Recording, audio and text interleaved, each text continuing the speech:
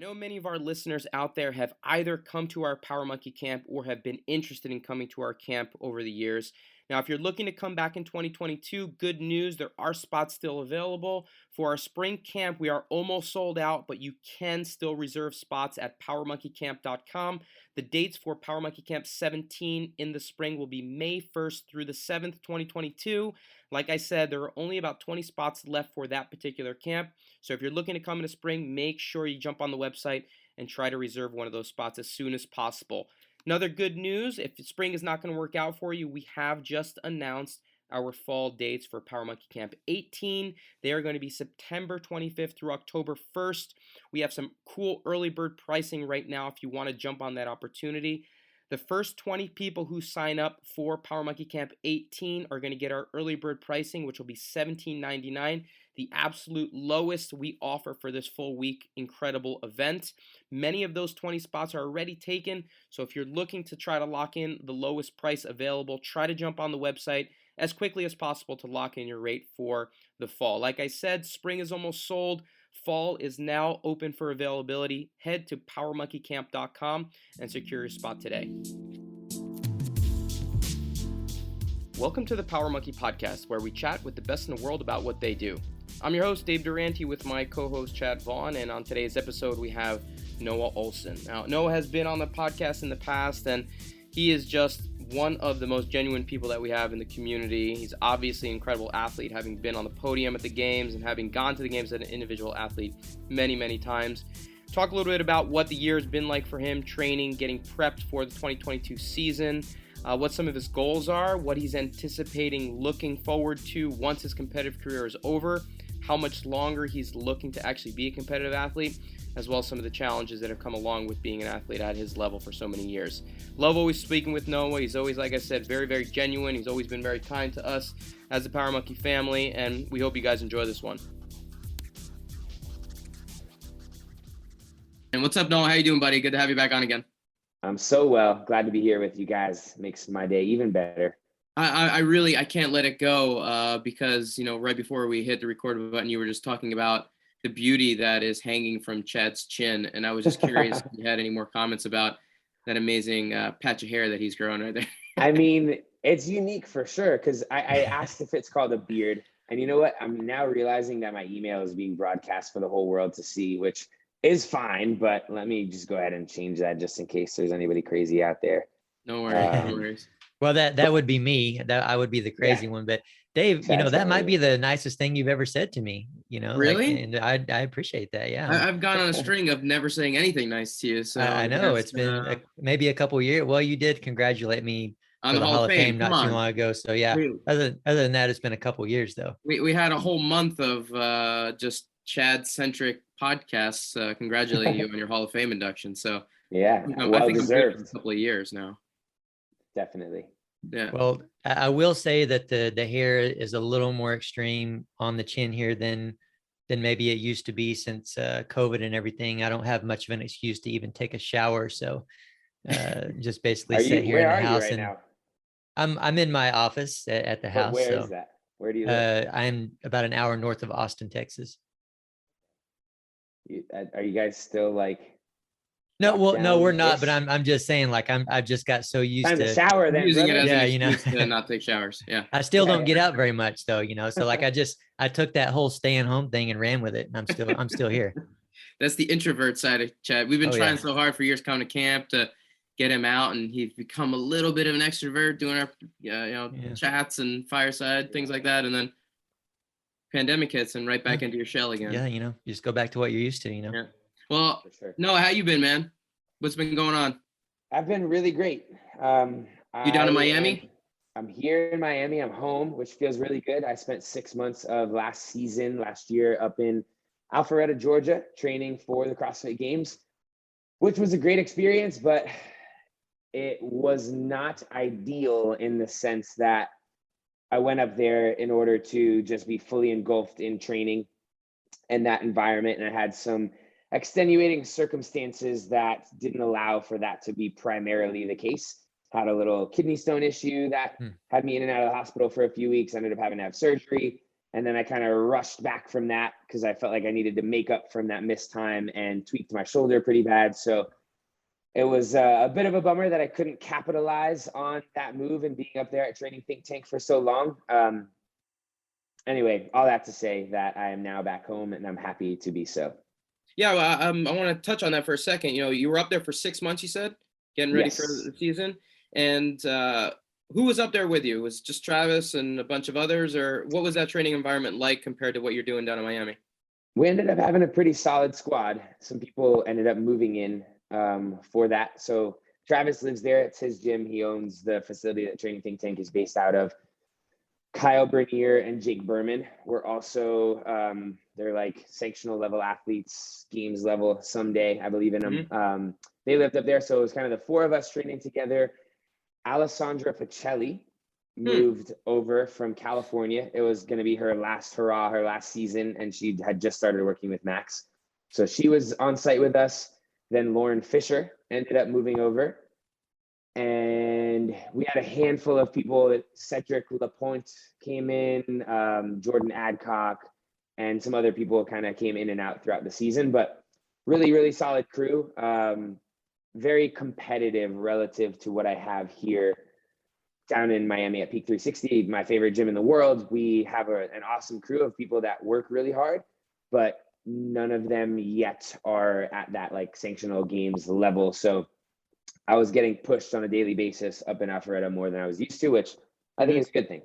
Yeah, and actually it's a question that we've brought up to a lot of our games athletes that have been on over the last couple of months, and it's been interesting to hear responses because a lot of them have been in situations like you are now in Miami with your current situation where, you have some athletes around, but you're essentially by yourself in terms of the quality of the athlete that you're competing against on a daily basis.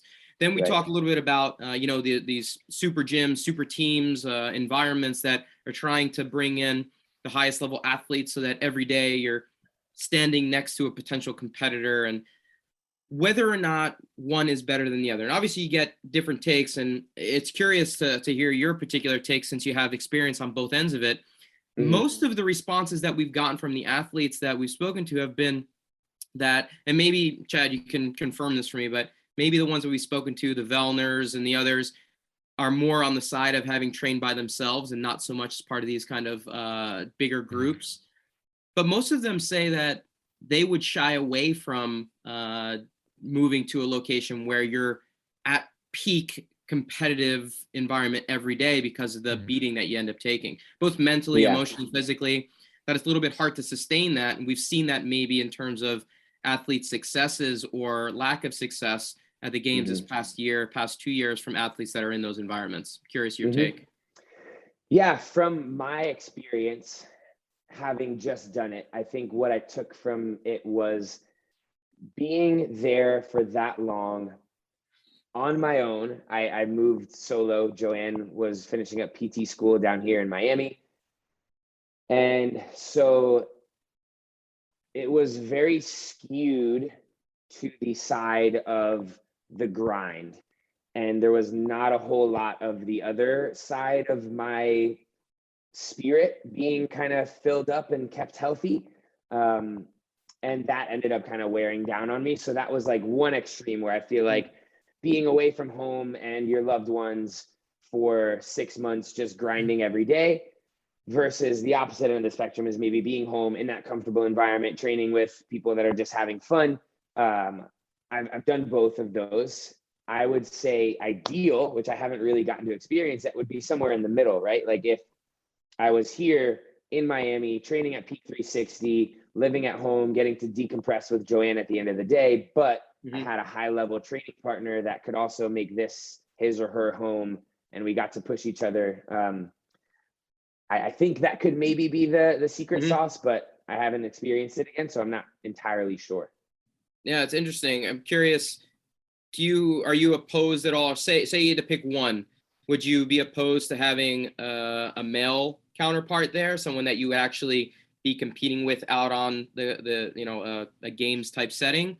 We've seen a lot of like male-female pairings that seem to be a little bit where people are getting the most out of it because they know that that's not a direct competitor, but someone that can still push them. Right. I'm not opposed to either. I mean, I've spent a really good amount of time training with Travis Mayer. I've gotten to prep for a couple of games with Chandler Smith. That doesn't bother me. I feel like we push each other to be our best selves in training. And then when competition rolls around, it's not an offense defense sport, right? So it's not like I'm clashing with either of them and trying to defeat them. I'm doing my thing, and it doesn't matter how well they do. So it doesn't really, I get what you're saying, but that doesn't bother me. Actually, this is like, probably shouldn't say this on a podcast. I don't know, it's my place to share it, but based on what I just said, I'm probably going to do it anyway. There is a chance that Sarah Sigmund's daughter makes her way to the South Florida area, and that we'd be able to train together for a significant part of this season. Okay. Everybody listening, don't tell her I told you that. I don't know if that is true yet. It's just kind of like talks for now, but I think that could be really cool and beneficial for both of us. That would be amazing. Yeah. We like to have that type of competitor next to you on a regular basis. Very, very cool. For sure. Well, I would say from all the other athletes that we've talked to, it seems like there is maybe like 3 different categories here that are all at a different level. One is training completely by yourself. 2 is training with one other person, and then 3 is training in a large group. So it feels for me, especially, I mean, being introverted and liking to train myself, like I can't even imagine being able to train with a group every single day. Like I need my alone time. I need to, get in there and grind by myself. But what it eventually did lead me to do is, like you said, find some sort of middle ground. And that middle ground for me was going and training with one person or a group of people once or twice a week. And then every other day I'm just kind of on my own, and I work that into my my training schedule. So sounds like to me you're on the right track. And yeah, going back to the Sarah thing, I mean, I think that would be amazing for you and her both. Yeah, it could be. And you just made me think of the whole pandemic training, like right outside that window is our little carport area. You could barely see it, but that's where I lived for 6 months prepping for the 2020 games. And that was 100% solo, unless Joanne decided to join me for a session out there every now and then. But that was a really tough adjustment for me because I'm used to, at peak, it's this very like light, friendly, fun environment. I feel like I can zone in and do what I need to do when I need to do it.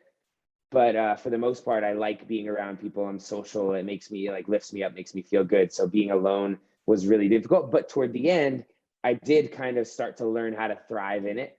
And then adjusting back into the gym environment kind of felt weird at the beginning, but now I'm fully adjusted to it, and I much prefer training with the big fun group of people. So I don't know. I feel like that's a trait that I've developed, maybe, is being able to just adapt to whatever situation I'm in and make the most of it.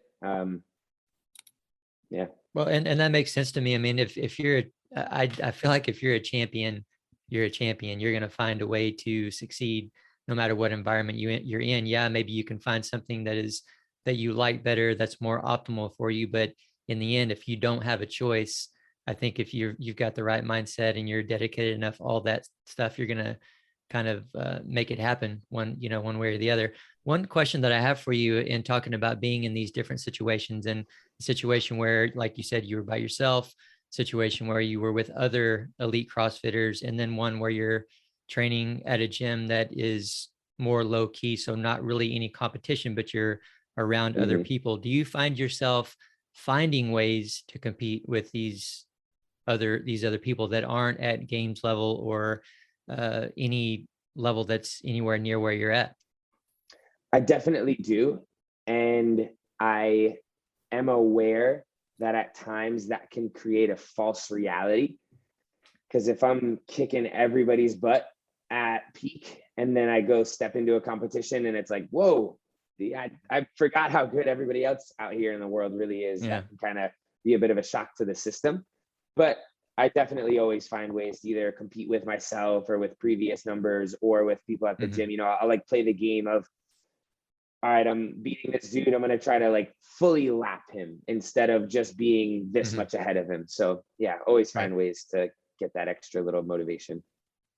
Well, And I mean, I was just going to say, that's one great thing about CrossFit. I mean, you can find ways to level the playing field a little bit. You know what I'm saying? Like Right. the scaling and Scale weights and numbers. Yeah. other different ways. So I always enjoyed playing with that as someone being in a CrossFit gym and doing and loving CrossFit, but also a programmer for gym programming and figuring out ways, formulas that we can use to put people on a level playing field as much as possible.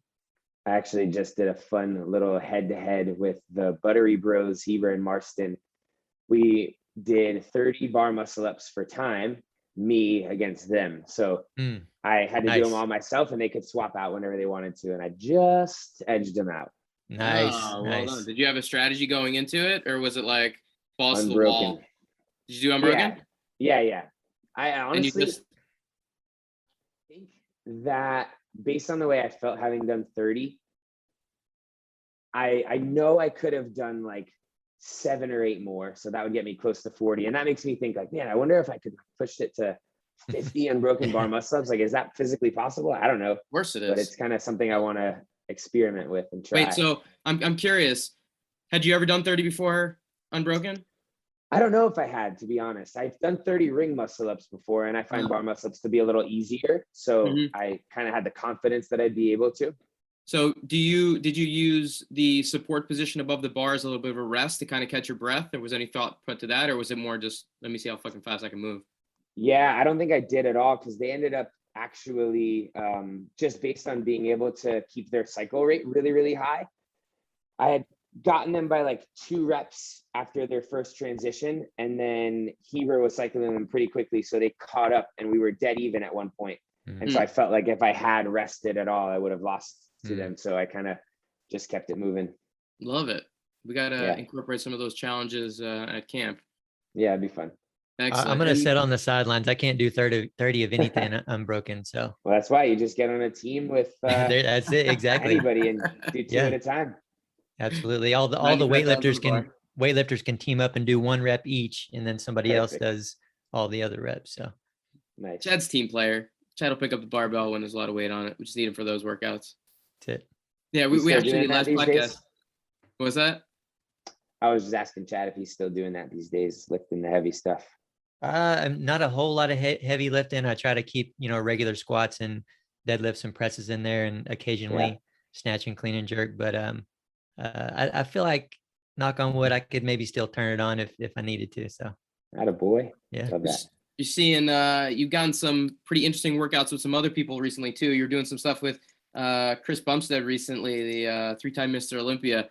What was it like working out with that monster? That was fun. He's a good dude. That was my favorite part of the whole experience, was meeting somebody that is a dominant force in their sport, and especially a sport like that. Like I hate to make assumptions, but that world, you could kind of assume that bodybuilding guys could maybe be a little macho and whatever. Go ahead, say it all, because Jordan was a bodybuilder for years, so just let him hear it. He still is. Yeah. He still looks like he is, at least. Yeah. I don't know. I just came in with maybe not preconceived notions, but I wouldn't have been surprised if he was a jerk. And he was the complete opposite. Super, super nice guy, super humble, like talked a lot about gratitude and happiness, and we hit it off really well. So that was fun. And he's also a freaking marble statue. We ended up doing a little pose off at the end of the workout. And normally I walk around and feel pretty good about my physique. I'm not kidding. I felt like a disgusting slob that evening. I went back to the hotel and I was like, oh, I'm fat and pasty and gross. Oh my goodness. But what hope do the rest of us in the world have if you're feeling that way? Right. It's all perspective, man. Just go stand next to somebody. What kind of workout did you do with him? Did you do a straight bodybuilding workout, or did he try anything CrossFit related? So the first little collaboration that we did was up near where he lives now, just a little north of Miami. And it was him prepping for the Olympia. So we did a chest workout, and we never do like chest specific stuff in our CrossFit training. So it wrecked me. We did like 8 different exercises, every single one beyond failure. It was funny because he would say, all right, we're doing like 3 sets of 10 of this. And so the first thing I did, all right, 10, and like dropped them down. And he said, wait, what are you doing? Why'd you stop? You said 10. And he's like, no, keep going. Well, 10 is like the baseline. And then I'm going to support you through 3 more past failure. And I was like, oh God. Love it. But that was really cool. And then he came back down with another group of guys all through Gymshark. And we did a day's worth of like little workouts, head-to-head challenges. That was when I did that thing with the Buttery Bros. Chris and I did some thrusters against each other. It was a lot of fun. Yeah. Amazing. So I also had, I got to bring it up just because we're talking about these challenges, but saw recently you actually had another challenge with a famous Olympic gymnast, and I'm curious to know how that one went. Miss SJ. Yeah. Shawn Johnson. Yeah. How did that all come about? around gold medalist. So I have become very good friends with Shawn's husband, Andrew East. And oh yeah, sure. Former NFL football player, right? Yep. Yeah, he's awesome. He and I are very similar. And his brother just took over a CrossFit gym out in Indianapolis, CrossFit Westfield, and they just kind of wanted to have like an exciting kickoff event for him taking it over. And so he brought out myself and Shawn and Andrew. We just kind of worked out with the community, hung out for a couple of days, and somebody coaxed us into doing a handstand hold competition. And Shawn, believe it or not, surprisingly, was very hesitant to do so and very upfront about like, she said, I'm going to lose. There's no way that I win. I have 2 babies. I just had a baby a couple months ago. I do not train anymore. Like, there's no chance that I win this. And I, even with her saying all that, I still didn't believe it. I was like, you're an Olympic gold medalist. You can hold a handstand for 20 minutes. And I ended up just edging her out. I think I held it for like 1:35 and she was 1:30 or something like that. But amazing. Yeah. Dude, what can you not do? There are many things. In all fairness to Shawn and the rest of the elite gymnasts out there, one, obviously Shawn has been retired for over a decade and she does have 2 kids and probably not training the way she had in the past. But most gymnasts have no purpose for holding handstands for duration, for long periods of time.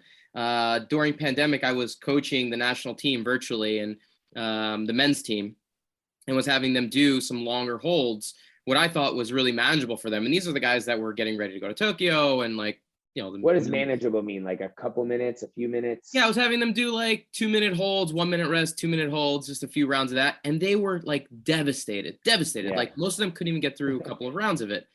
And I realized that it's just not something that we train in gymnastics. Right. You know, we train for short bursts, for, you know, minimal hold times.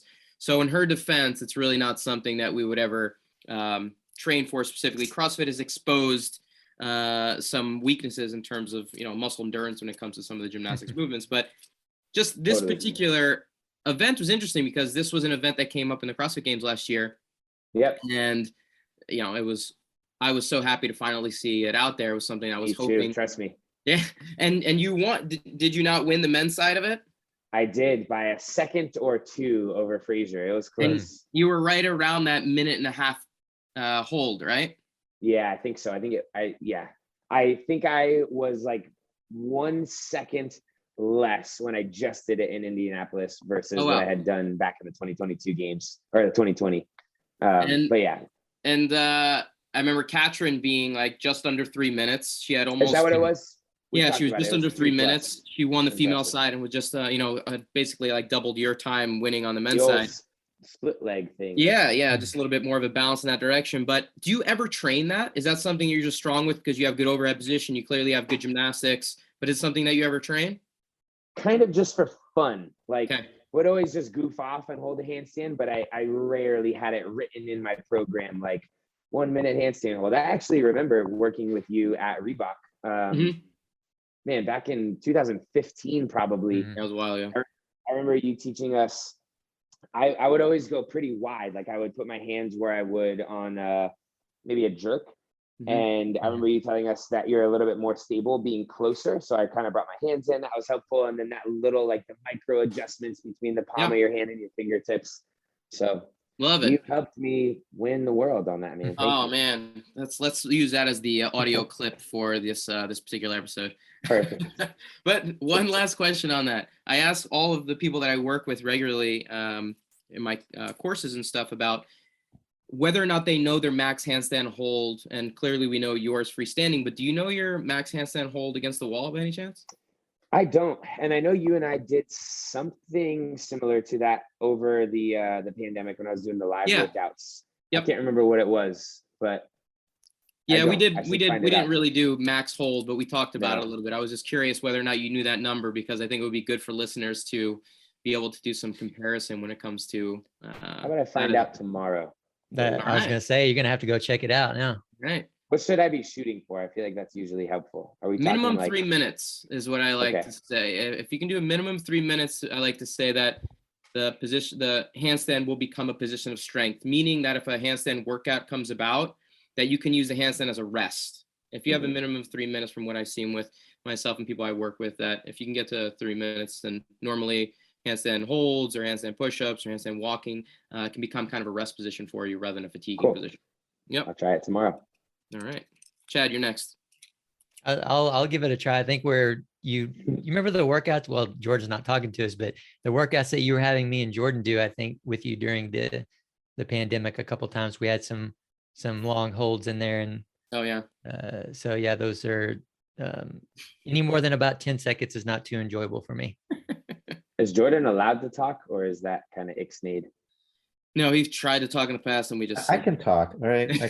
And I do want to say one thing, and this is probably highlighting a major deficiency that I have, but my freestanding handstand hold is actually longer than my against the wall. I don't really know what the reason is behind that. I assume it's because I don't stack my body properly against the wall, but Dave can chastise me later for that. Yeah, there will be a lot of chastising. It should never happen. Unacceptable. That's like cleaning more than you front squat, right? I know. Yeah, that's definitely my problem. That just expresses a lot of talent. You're just an anomaly. We already know that, Jordan. I mean, again, take your shirt off and we can all see. So back to you, Noah, when it comes to upcoming season, we're coming to the end of the year here, and Dubai is going on right now. First off, are you following that at all? Are you interested in what's going on from a potential competitor standpoint? And secondarily, Wodapalooza is next. It's coming up in basically a month now. Is that firmly on your agenda in terms of being your first main comp for 2022? Yes to both. Okay. I will work my way forwards. I am minorly aware of Dubai, kind of watching it more from like a friendly perspective. I am friends with Sarah, so I'm excited to see her get back to her first competition in about 2 years. Curious to see the whole Ricky Garrard thing. Other than that, I mean, there are definitely some talented athletes out there, but it's not like the Rogue Invitational. That I feel like I was very engaged with. Dubai, I feel like I'm just gonna kind of like check in on the leaderboard, maybe watch some highlights here and there. But that's that. And then Wodapalooza, I am participating in. It's going to be Wodapalooza's 10th year, which will also be my 10th year participating in Wodapalooza. I've done it since the very beginning in 2012. Yeah, very cool. I've been doing a little bit of shoulder rehab. I don't know if we mentioned that yet, but tweaked my shoulder last season. And Max actually did not want me to participate in Wodapalooza just because it would have altered the rehab timeline. But I convinced him, we compromised, we met in the middle, and I'm going to compete on a team with Travis Mayer and Chandler Smith. So I think that's going to be a lot of fun. Hopefully we crush it. Yeah. And that's that. Then we'll quite a roll team. right into the open. Yeah, it should be a lot of fun. Both talented athletes. How does that work? Is there a three-person male-only team now? Yeah, that's how Wodapalooza's done it the past maybe like 3 or 4 years. I don't know if that's unique. I don't know if they're the only ones that do that, but it's 3 men, and then there's a 3 women division, and nothing else team-wise. Have you competed with those guys on a team ever before? Travis and I have competed together a handful of times. He and I actually won the CrossFit hosted team series, I think like 2 or 3 years in a row. So we've got that under our belts. Chandler and I have not had the opportunity to compete together. We've competed against each other a bunch. We've trained together a bunch, but this is going to be our first team experience. And I playfully said to him the other day, if this goes well, and in a couple of years, we're not competing at the highest level individually anymore, perhaps I can convince him to move to Miami and we dominate the games team scene for a little bit together. It'd be pretty cool. That's a pretty interesting proposal right there. And if you get Sarah hanging around, maybe she All right. He jumps on the other Maybe. side too. But Chad, question for you, because, you know, we talked about you preferring to train in a situation where it's just you kind of in the dungeon doing the grind. If you were ever to join a situation like Noah's talking about where you were part of a team, would that be enticing to you to want to be around the people that you're going to be competing with? Or would you prefer to still be on your own and train? You think that that's kind of how you get the most out of yourself? I'm curious if having to compete on a team would be something enticing enough to you to want to train with them. Are you asking him CrossFit team or like a weightlifting team? Well, I don't know. CrossFit related. Yeah, I mean, I guess either or. I guess it would have to probably be CrossFit related. I can't really see a what if there's like a total? What if there's like a weightlifting total that you would have to do as a team or something like that? Yeah, I think that sounds very appealing to me. It would probably have to be at the gym that I'm close to. I'm way too lazy to pick up and move somewhere else. But you know what I'm saying? I mean, I have competed at a few CrossFit competitions on teams before, and I absolutely loved it, actually. And I enjoyed the training process with the team and everything else. To me, it's the training with CrossFit is, of course, there's weightlifting involved, but it's different than just a straight up 100% weightlifting program. You know, a lot lighter movement going on. There's more movement going on. There's a lot of different movements going on. So I think the training and the programming is a little bit different. And yeah, I thoroughly enjoyed it. I mean, I would love to jump back into a CrossFit competition at some point. I will likely never be on a team at the games or anything like that, Dave. You know, I don't know, unless hey, maybe you and me team up with somebody else. And I was just gonna say, not many people can see this screen right here, but there's an L shape that's got Jordan, Samuel, Dave Durante, and Chad Vaughn. Yeah. That sounds like a pretty solid team to me. I don't think any of us do anything well. Jordan would have to do all of the real work. Basically. Yeah. Well, yeah, I mean, you've got a literally world-class weightlifter, world-class Olympian gymnast, and then a world-class CrossFit monster. So and we are very well aware. I was wondering where you were going with that. You had world-class Olympian, world-class gymnast, world-class weightlifter, and then a bald guy. Yeah, yeah, bald guy. Have an accolade. So. Every team needs a bald guy. Yeah. Well, the only chance we have is if we jump on a Masters team. Right. So, you know, that's it. Well, I think we're all very much aware that, you know, we are specialists who, as Chris says, act at the ends of the spectrum. Not so much where the CrossFitters live right in the middle. So we'll let you guys take care of Hinshaw? Yeah. You know, Love that dude. Chris with his lungs and his endurance capacity is not going to be doing any max handstand push-up reps or anything like that. Yeah. He's helping me increase my endurance and lung capacity. As he's done for most. Dude's a beast. Yeah, he is. On the coaching side of things, you know, you mentioned Max helping you out and him getting you prepped for the season. How does that interaction work with him being not, you know, in your gym on a regular basis? How do you guys communicate, and how does he keep up to date with what's going on? Yeah, we communicate via email every week.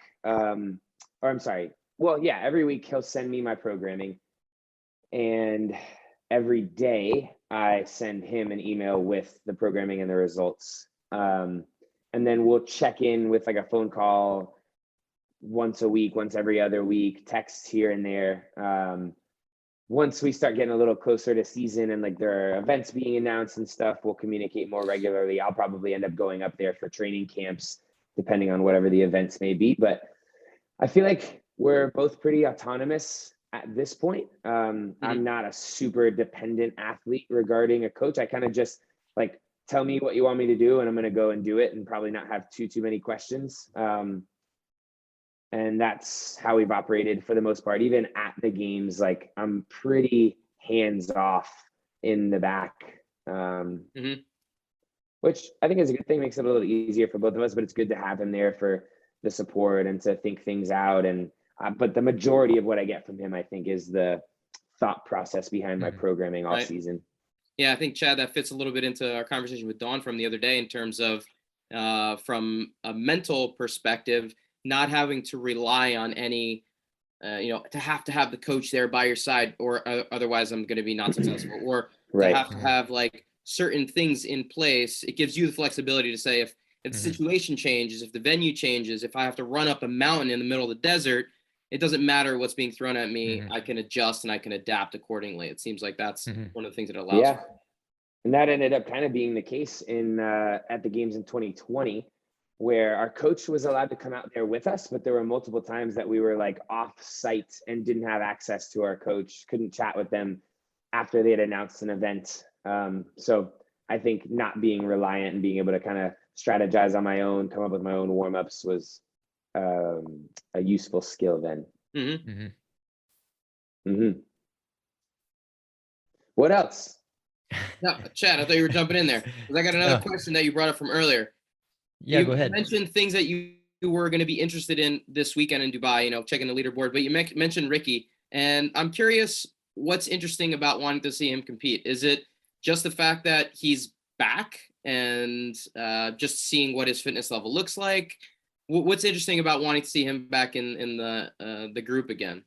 Yeah, I think it is pure curiosity. Just there's a story behind it all, I have no qualms with him being back. I think he followed the rules as far as we know. He served his ban, and now that he's competing again, hopefully it's cleanly and fairly with the rest of the field. And if he's able to prove that he's competing clean and doing really well, then good for him. It's impressive. If not, and he gets busted again, it'll just kind of be like a SMH moment, and that's all there is to it. That's How is he shaking viewed my within head, as the kids say. Is he viewed within the community a particular way, would you say, or is There like are most people kind of say- definitely extremes, it seems. I've heard people that like hate him and think that he shouldn't be allowed to compete and that he got lifelong benefits from using steroids and stuff like that. And then there are other people that are like, have never not been a fan of his. I'm kind of in the middle, as a competitor, it's frustrating if somebody beats you with an unfair advantage, but if that's not the case, then it doesn't matter to me. Mhm. Yeah, what do you actually feel about the drug testing process as it currently stands, within CrossFit? I'm not even too aware of it. I can't remember talking too much about it with anyone, but especially from someone on the elite side of it, and you've been there for, I believe, eight years in a row. Is that correct? Yes, sir. Are you guys tested any at all out of competition, or how often have you been tested in the games? I think they do an okay job of testing. I've been tested every year multiple times. We get tested randomly throughout the season. They'll always get, I think every quarter we get an email asking for like whereabouts updates. And usually once or twice a year we'll get randomly tested. And then I think everybody that ends up at the games is guaranteed to have been tested at least once at whatever that qualifying event is. So I think last year, I mean, it used to always be at regionals. If you qualify for the games, you're in the back getting drug tested, blood, urine, whatever it may be. And then at the games as well, I think they test the top 5. So I say I wish they did a little bit of a better job. I think the random testing is great. I think making sure that there's at least one layer of everybody that's competing at the games being tested is a good idea. I would love it if the check-in process at the CrossFit Games included a drug test for everybody. Up front, beginning of the games, there's no way to like hide it or get off of it, or like somebody that competed all weekend and did well, but not finish in the top 5 and somehow managed to sneak away with not being tested. Right. So yeah, that's kind of where I'm at with it. Yeah, I agree. I wish that everyone would be tested up front. And do you feel like they should and potentially will do more out of competition testing in the future? I really have no idea. I don't know. I haven't heard anything about that recently. I hope so, but I'm not really in the loop. Go ahead, Noah. Sorry, go ahead. Go ahead. I've communicated with Dave Castro and Justin Berg before. Every now and then it'll frustrate me when Ricky tested positive, all the comments that are like, everybody, like, why are you guys surprised? Every top level CrossFit athlete has to be taking stuff, and people comment on my photos, like the little needle emoji. It usually doesn't bother me, but during all of that, I reached out to Dave and Justin and I was like, hey, I am willing to publicly volunteer to be live tested once a week if you guys want, like whatever you can think of. If you want to use me as an example to prove that not every top CrossFit athlete is taking stuff, I would love to put myself out there for that. But I don't know, it just didn't make sense. Would have probably been too expensive, too hard to coordinate. But anyway. Yeah, I'm curious from your perspective, how prevalent do you think it is as an athlete that has been around the scene for such a long time? Is Ricky an outlier, or is the testing limiting what is being caught? I think that I've been tainted. I don't know if that's the right word, but like as the years have gone on, I've become a little bit more and more aware, I guess. I think I was very, I'm having a hard time finding the right words right now. I was very, what is it when you like believe the best in everybody? Naive. Thank you. Geez. I was very naive at the beginning. I was like, no, I don't think anybody takes it. Like you would get way too jacked if you took steroids, or I don't know. I don't know much about it. So I didn't think anybody did. And then slowly people started popping and I was like, huh, I guess people actually are taking this stuff. That's weird.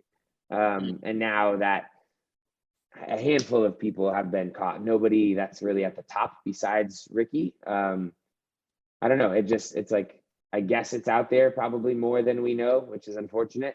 And it would be nice to be able to find a way to make sure everybody was clean, but yeah, we had the news of recently, unfortunate news that, you know, weightlifting was just dropped from the Olympics. I just saw that. That's insane. Yeah, Chad, you might be able to speak a little bit more on this, but you know, some of it I think had to do with executive structure and things like that within the NGB and the IWF, things like that. But probably a majority had to do with just the prevalence of doping within the international weightlifting community. Would you say that's true, Chad? I mean, I think it's I've honestly tried not to look into it too much. I'm trying not to accept it at the moment. You know what I'm saying? Because it's very, very painful and it's hurtful. Possible that it may not be the final decision, right? I think I read that. Yeah, I think they're saying that right now it's not on the list and likely it won't be, but there's a pathway potentially back in. And I think a part of that includes what they've been trying to accomplish for a while is basically getting the leadership out and getting new leadership in. And some of that transition has happened, but especially with the, you know, the leadership up to a couple years ago, the main president that had been there for ever since I can remember, I mean, 30 years or more. I mean, there's been a lot of proven corruption that has to do with drugs. So the base of it is drug use. But the corruption includes, you know, being able to bribe countries being able to bribe their ways back in, or athletes being able to bribe their ways back in. So yeah, a lot of corruption, and again, the base of it being drug use. So it's hard to take. I don't like to hear it, but at the same time, like I understand why they're doing it. I understand why they're taking out for the corruption. Honestly, that, you know, in my time of competing on the elite level that I competed through, that I lived through, you know? Mm-hmm. Yeah. Hopefully it's like a wake up call to be able to clean it up and then get it back on track the way that it really should be. Yeah, I think that they've done a good job. I think it's cleaned up a good amount over the last 5 years. And I mean, we as the US have a bigger pool to draw from. I mean, we have a deeper pool of athletes and, you know, more talented overall. But at the same time, we're winning medals constantly now. We just did in the Olympics. We just won a shit ton at this World Championships and are still winning more medals at the World Championships that are going on right now. And a lot of that has to do with, you know, it being a little bit cleaner. So yeah, it's cool. Any interest from you, Noah, to ever compete in the weightlifting world? I think so. I mean, it's something that I've definitely fallen in love with since doing CrossFit. I think that it's a beautiful art and it's a really impressive sport. I don't know what that time frame would look like. You know, I would have to pick and choose. If I was going to commit to that, I'd have to be letting go of a lot of other things. So I don't know if it's realistic. I had toyed with the idea a few years ago of a 5-year journey of each year training specifically in kind of one of the sports that CrossFit is comprised of, and then competing at the end of that year in that sport. So like taking a year to do Olympic lifting, taking a year to do powerlifting. I'll be your gymnastics coach for a year. That would be pretty cool. Yeah, within a year you probably compete against like 8-year-olds, which would be amazing. Love so it. no, within a year you compete against some 8-year-olds. Yes. Probably the same in weightlifting also. Yeah. Well, no, for anyway. weightlifting, you just got to wait till you're a master, man, and you'll be good to go. You have a lot of fun in the master division. It's coming. CrossFit for a little while. So before we get you out of here, I'm curious, we're coming up to the new year. We talked a little bit about you prepping for the team comp at Wodapalooza, but what's the goal for the year? What do you got kind of on the agenda? I'm assuming just prepping for the games, aiming to finish on podium again, but schedule wise, how many competitions are you prepping for, and anything else specifically along the lines that you're really trying to achieve before we hit Madison this summer? The goal has always been to win the CrossFit Games, and that remains the goal, but it is starting to get old. I don't know if that's the right way to put it, but for some reason after the games this year, I felt for the first time like I was on a hamster wheel of, for the last 8 years, I've been trying to achieve winning the games, have either just missed it or been a little bit further off and been like, all right, let's try it again next year. Let's try it again next year. Let's try it again next year. And the games ended this year and I was like, do I want to just jump back on and try it again next year? And I do still have a very strong desire to try to win the games. I don't want to give that goal up. I'm very determined to be able to accomplish that. But I also have become more aware than ever that eventually that's not going to be a realistic goal anymore. Hopefully I can achieve it before that's the case. But I think in the next couple of years, I'm going to have to make the decision like, all right, dude, you're kind of chasing something that is not going to happen and wasting probably more time on this pursuit than you need to be. And that's just been something that I've mentally battled with, where I believe that I'm capable. I don't want to give up on trying, but I'm a little bit less like a dog on a scent than I was before, You're 30 anyway, now, right? Yep. On the dot. You hit 30 and, the next generation, next crop of guys that are going to be coming up, it's getting younger and younger. CrossFit is taking high schoolers away from the sports that we predominantly did growing up, and they're going into it at 10 years old now. And, the next generation is going to be starting to, challenge much earlier and earlier.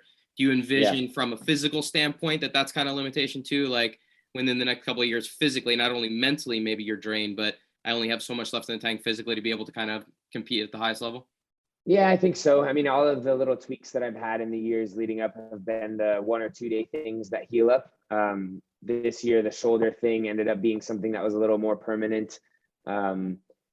So, I can feel a little bit of the wear and tear. I feel like I always felt like and was kind of seen as young in the sport and young in general. And I still kind of do feel that way, but I'm just being a little bit more realistic with myself. I think this shoulder thing was a little bit of an eye opener, and I got to be a little smarter about my training in order to be able to sustain it.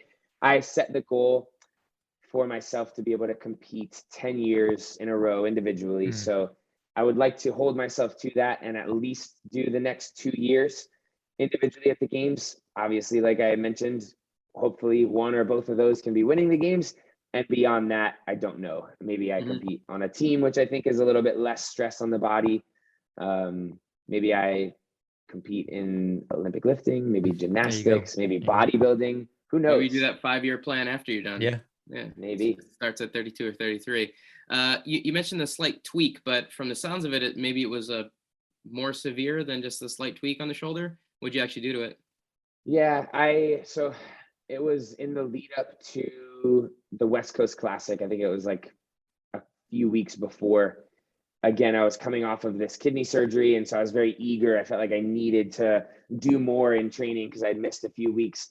And I was going for an overhead squat triple and jerked 360 out of the rack from behind and caught the weight. And I just felt something give in my left shoulder and I dropped the bar and I was like, oh, that didn't really feel good. But because we were 3 weeks out of the competition and I didn't even want to give myself the option of sitting out the season, no matter what was going on, we just kind of rehabbed it and did what we could. I was able to somehow qualify for the games, compete at the games, and then after got an MRI and found out that I have some minor tears in my rotator cuff and labrum. I don't know if it was just from that one lift or if it's stuff that's kind of built up over the years, but it's unfortunate. It's uncomfortable. Like I've got a little bit of pain, a little bit less range of motion. We've made a lot of progress in the last couple of months to where I'm back snatching now and feeling pretty good. None of my gymnastics stuff is really bothersome besides the very bottom of a ring muscle up in that really extreme extension. I can feel some pain there. But I think I know I decided to go the other route besides surgery because I felt like at this point in time, if I had surgery and had to take a year off and recover from that anyway, what would be the point? So yeah, it's the first like real deal thing that I've had in 10 years of doing all this stuff, but I feel like we're making a lot of progress on it. So not that big a deal. In 10 years with the amount of beating that you put your body through, that's pretty good success rate in terms of not having any serious injuries. So hopefully this one will heal up quickly for you and thank you. Get out on that. We're going to be down, or me and Jordan will be down in Wodapalooza at least, and we'll be there cheering you on for sure. We always like seeing you do well. You're one of the good guys within the community here, and like we always say when we see you and chat with you, we really still got to get you out the camp because we know not only will the campers love it, we think you'll love it too. Thank you. I think so too. I'm looking forward to the day. I know it'll happen for sure. Well, I don't think we need to ask the question here. We already got your answer last time we were on the podcast. I don't remember what it was. That's okay. Well, yeah, I guess Dave remembers what it was, and he doesn't want to. What sport or discipline do you prefer, weightlifting or gymnastics? That question. I don't know what I said last time, but now I don't remember either, so I don't want that to be like. Well, that's at least hopeful for me that he doesn't remember. Yeah, so, I think I have the natural inclination. Like I'm a little more physically gifted and probably built to do gymnastics. Not so much weightlifting, although I quite enjoy the pursuit of weightlifting as well. Is that a good answer? Kind of neutral, but true. It's a very Service answer. Very Service answer. Very diplomatic. So he would be proud of you for that answer. I love that, dude. How is he? Mike is great. Mike is stuck in Europe still. No, now he's in Germany, making his way around Europe, trying to figure out how to get a visa or passport update. So why doesn't he just do the whole submarine thing? Nobody will ever know. He's gonna dig a hole back home. Yeah. But hopefully he'll be at next camp. But right now for the holidays, he's still out there. Cool. Podcast wise, any guests that you think would be good for us to interview? Anybody you come across lately that you think we should have on? I don't know if you guys ever chatted with this dude, but he would be a good one. Max, there you go. I don't know if you can see him over there. Okay. He's there, I promise. Let me turn on right. brightness. Is that better? No. Oh yeah. Chandler is one of the first people that comes to mind. I don't know if you guys have ever chatted with him.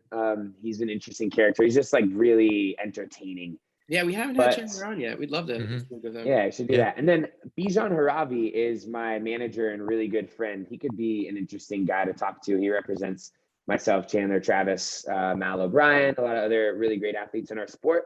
And also outside of our sport, he's got Tim Hardaway Jr. and a couple NFL guys. So could be fun, just different perspective. Yeah, absolutely. That would be fantastic. I think we haven't had an agent or manager on yet either, and it'd be good to get, especially from a CrossFit perspective, as the sport grows and as the the opportunities continue to grow for the athletes. It would be interesting to see how the managers are navigating that new potential income stream for people. Yeah, honestly, maybe even I'm like, my brain is lighting up with different ideas for you guys. It'd be cool if you chatted with my mental performance coach. Her name is Emma Hackett. She's out in the UK. I think she'd be an awesome podcast guest. And then I just had a conversation last night with the guys from RPM Training, and they're launching a new like equipment programming protocol called Atom. And they've got some really cool ideas surrounding that. It might be interesting to chat with them about that and like the future of training programs and apps and at-home fitness setups. Sweet. Yeah. Awesome. Yeah, I Well, think Jordan's taking some notes, which is good. Cool. yeah, I think our buddy Pat Barber is involved with the RPM stuff. So I know anything he's involved with, they always do a really good job. So it will be interesting to see how all that turns out. We still need to get Pat on as well. I got to get back with him and you got to facilitate that one. Yeah, for sure. Cool. You need to get that going. But no, man, it's always a pleasure to see you, to have you on. Like Dave said, we hope to see you in person there at camp at some point. I think the last time I saw you in person was at the training grounds that you mentioned earlier. So it's been been a long time. Yeah, it's been way too many years for sure. So I'll definitely be looking forward to that. And anything you want to add or any parting words you have for our listeners? I don't know when this is going live, but I am in the process today of finalizing a little holiday giveaway that I'm going to do. And it's a raffle setup. So people will be able to buy raffle tickets for like $1, $5, $10, whatever. And all of the money that's collected for the raffle is going to be donated to the Battle Cancer program. I don't know if you guys are familiar with them. And then one lucky winner is going to win a grand prize. The website's going to automatically pick somebody, but the grand prize, I was just adding it up. It's going to be like an $8,000 value. It's just basically a couple big ticket items from all my sponsors. So a Mark Pro device, a year membership to Whoop, a year membership to Romwad, a Gymshark duffel stuffed with things, a year's worth of CBD-MD, a year of Monster Energy, and a mini fridge, like a lot of really cool stuff. Amazing.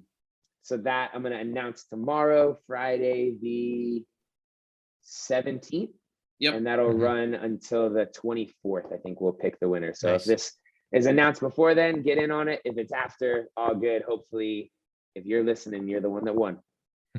Jordan, how about we just keep that to ourselves and we all get in on that and give us us three a little bit of a better chance to win that. But no, thank you, Noah, for throwing that out there. Once again, thank you for being on. To our listeners, be sure to check out that giveaway if we do get this out in time. And as always, we very much appreciate you guys listening in. Also, be sure to head over to powermonkeyfitness.com for services and upcoming events.